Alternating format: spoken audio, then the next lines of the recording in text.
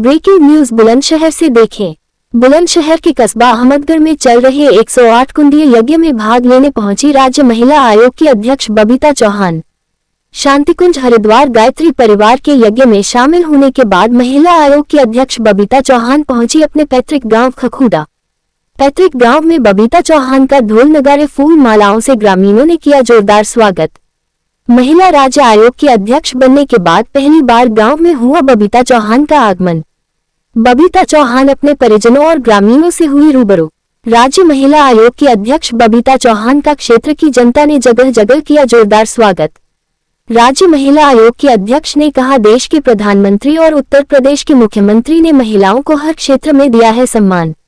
शांतिकुंज हरिद्वार गायत्री परिवार के द्वारा कस्बा अहमदगढ़ में चल रहे 108 कुंडीय यज्ञ में भाग लेने पहुंची राज्य महिला आयोग की अध्यक्ष बबीता चौहान।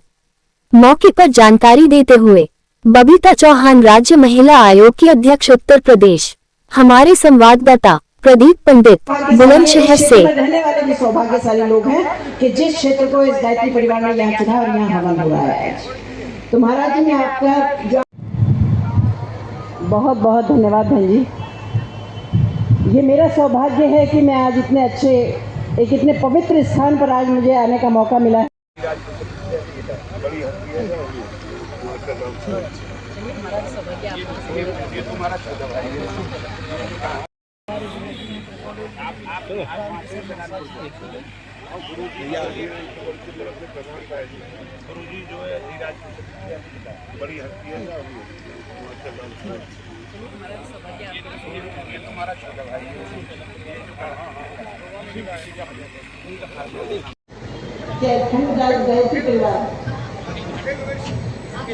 अखिल विश्व गायत्री परिवार के प्रत्येक सदस्य को, जो उसके संरक्षक हैं, जो सदस्य हैं, जो उससे जुड़े हुए हैं, मैं सभी के बहुत अच्छे भविष्य की कामना करती हूँ और सभी का विशेष रूप से आभार व्यक्त करती हूँ, क्योंकि यहाँ ये बहुत अच्छा आयोजन हो रहा है।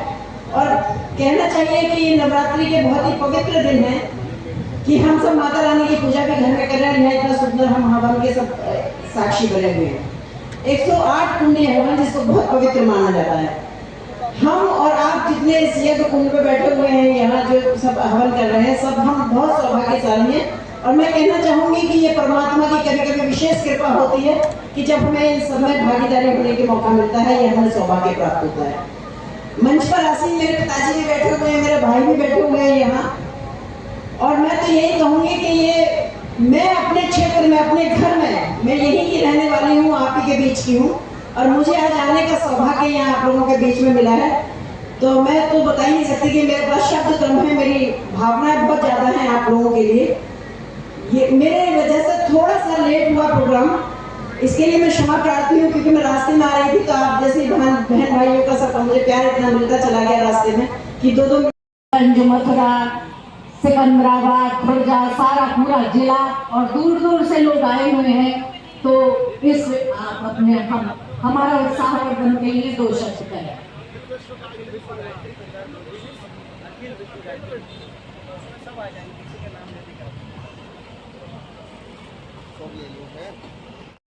हम हवन के सब साक्षी बने हुए हैं।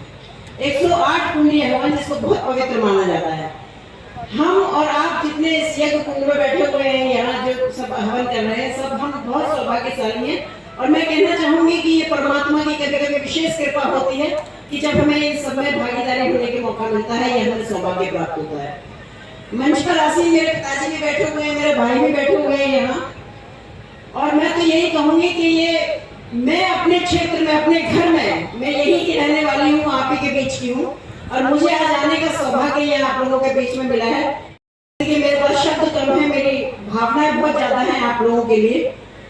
ये मेरे वजह से थोड़ा सा लेट हुआ प्रोग्राम, इसके लिए मैं क्षमा प्रार्थी हूँ, क्योंकि मैं रास्ते में आ रही थी तो आप जैसे बहन भाइयों का सब मुझे प्यार इतना मिलता चला गया रास्ते में कि 2 मिनटों सब रोकते गए। मना करने के बाद भी मुझे पता थी कि आप लोग यहाँ सब बैठे हुए हैं।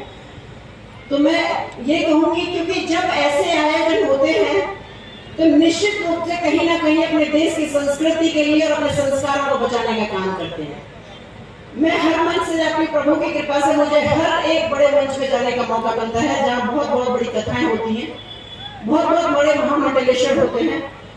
मैं यही कहती हूँ कि अगर इस कलयुग में अपने संस्कारों को बचाना है, अपनी संस्कृति को बचाना है और अपने परिवारों को जिंदा रखना है, तो मुझे लगता है ऐसे आयोजनों में भागीदारी जरूर करते रहना चाहिए।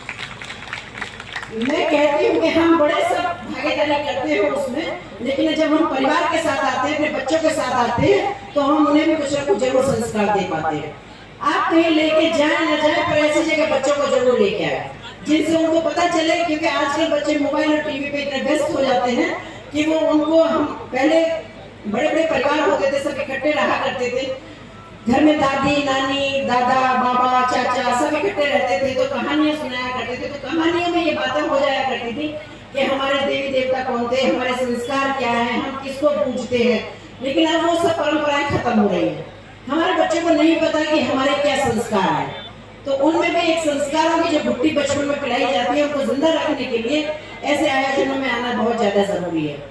और आप सब लोग यहाँ आए हैं, तो मेरा तो अनुरोध यही है, शायद कल और एक दिन है, कि आप अपने परिवार से अपने बच्चों को भी लेके आए और उन्हें भी ये पता चले कि यहाँ कितना बड़ा आयोजन हो रहा है, कितने अच्छे काम किए हुए हैं। क्योंकि ये अपने तक गाँव पहुँची हैं और आप 108 कुंडिया यज्ञ में भी शामिल हुई हैं, कैसा महसूस कर रही हैं और क्या संदेश देना चाहती हैं क्षेत्र की जनता को? निश्चित रूप से कि मुझसे ज़्यादा खुशनसीब कोई नहीं होगा कि मैं अपने गांव भी पहुंचने वाली हूं, और यहां अपने गांव के बराबर में एक अहमदगढ़ जगह है जहां आपने देखा है कि 108 कुंडिया महायज्ञ यहां हो रहा है।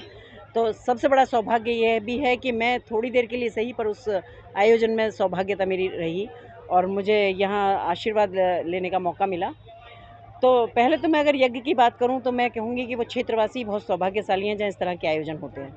तो निश्चित रूप से मैंने तो अभी भी ये कहा, और मैं हर मंच से, हर व्यासपीठ पे जहाँ भी मुझे मौका मिलता है जाने का गुरु जी के सानिध्य में, मैं हमेशा कहती हूँ कि क्योंकि भारत के संस्कार और भारत की परंपरा, भारत की संस्कृति, भारत का सनातन ऐसे ही आयोजनों से जुड़ा हुआ है।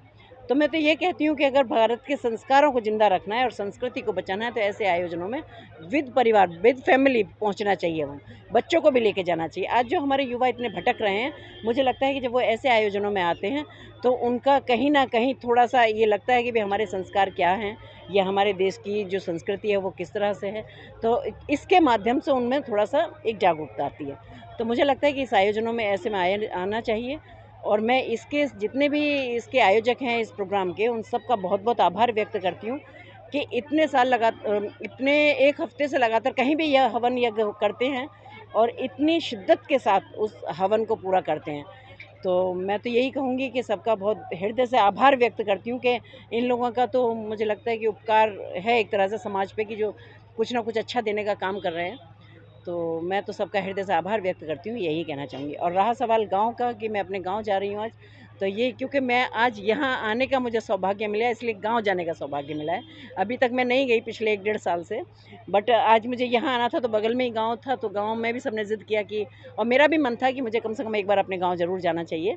तो यहाँ से निकल के फिर मैं गाँव जा रही हूँ। अच्छा, आप अपने गांव भी जाने वाले हैं और क्षेत्र की जनता भी आपको बड़ा सम्मान दिया, क्षेत्र की जनता ने आपको, और महिलाओं को लेकर क्या कहेंगे, जिस तरह से मिशन शक्ति का भी सरकार के द्वारा अभियान चलाया जा रहा है? देखिए, अगर मैं इसके नाते कहूँ, महिला आयोग के अध्यक्ष होने के नाते, तो मैं ये तो नहीं कहूँगी कि मैं सिर्फ यहाँ के लिए कर रही हूँ। मेरा तो प्रयास है कि मैं पूरे उत्तर प्रदेश की महिलाओं को पूरी तरह सशक्त कर पाऊँ, क्योंकि जिसमें दोनों सरकारों का बहुत योगदान है। आज हमारी जब केंद्र सरकार की सरकार है, चाहे हमारे प्रदेश में हमारी सरकार है, हर दोनों का फोकस यही है कि हम महिलाओं के सशक्तिकरण पर कैसे काम कर सकते हैं, महिलाओं को सशक्त कैसे बना सकते हैं, उसी में हमारी भी मुख्य भूमिका रहती है। तो मैं तो यही चाहूँगी कि जहाँ भी मैं जा रही हूँ, अगर अपने गांव की बात करूँ, अपने क्षेत्र की बात करूँ, यहाँ की बात करूँ, या पूरे उत्तर प्रदेश की बात करूँ, कि महिलाएं कैसे सशक्त होती हैं, हमें इस पर चर्चा करना चाहिए। सरकार की इतनी योजनाएँ, हमें इस पर बात करना चाहिए, क्योंकि योजनाएँ भी वो महिलाओं को सशक्त करने के लिए। क्योंकि आज मैं कह सकती हूँ केंद्र या प्रदेश दोनों की सरकार के लिए, कि माननीय मुख्यमंत्री या जितना चिंतित है महिलाओं की सुरक्षा के लिए, महिलाओं की शिक्षा के लिए, महिलाओं के स्वास्थ्य के लिए, तो ऐसी डबल इंजन की सरकार जब दोनों महिलाओं के लिए इतना काम करें, तो निश्चित रूप से कि देश की दिशा और दशा दोनों बदलने वाली हैं, और बहुत जल्दी एक मुख्य धारा में महिलाओं का समायोजन होगा।